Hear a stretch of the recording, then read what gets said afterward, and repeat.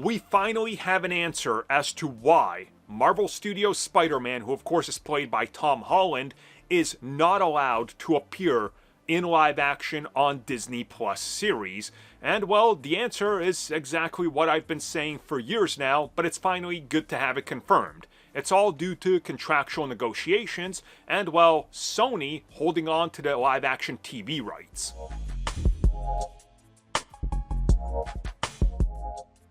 Well, we now officially know why Spider-Man cannot appear on Disney Plus TV shows and is only relegated to appearing in movies. Now, before somebody brings it up, Spider-Man's cartoon rights are with Marvel Studios and Disney. That does not affect the Sony deal, which is why they got their Spider-Man in What If, which is why they got Your Friendly Neighborhood Spider-Man that doesn't involve anything Sony.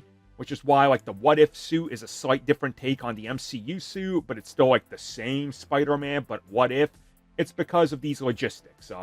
But the live-action version of Spider-Man, played by Tom Holland, can never and will never appear in Daredevil Born Again or whatever else they want to try to get him into. And now we got a real confirmation and a real reason as to why from Marvel Studios' head of TV, Brad Winderbaum. He said that, yes, Spider-Man obviously exists in this world, but just because he exists in it, they don't need to constantly be mentioning him by name or showing him, because all these heroes got their own lives, and when a crossover calls for it, that's when it's going to happen. And then when they ask him, well, when can he appear and will he appear?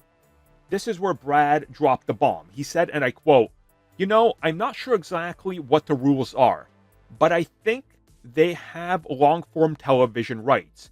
We can do 30-minute animation."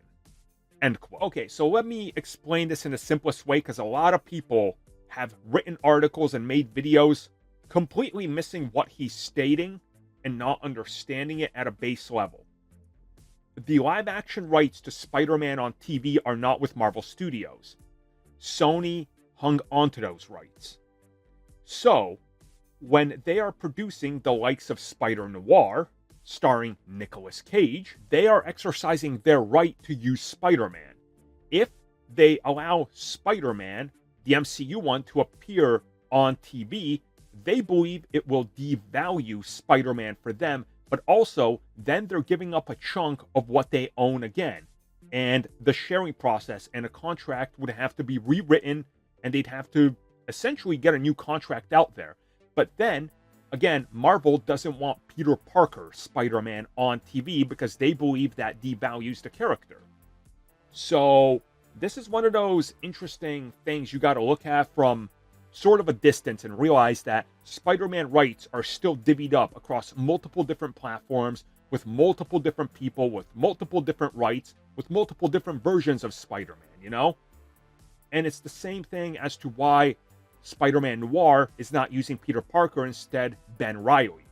Because Peter is going to be appearing over here in the MCU stuff. And if they do Peter, then they got to handle it completely differently.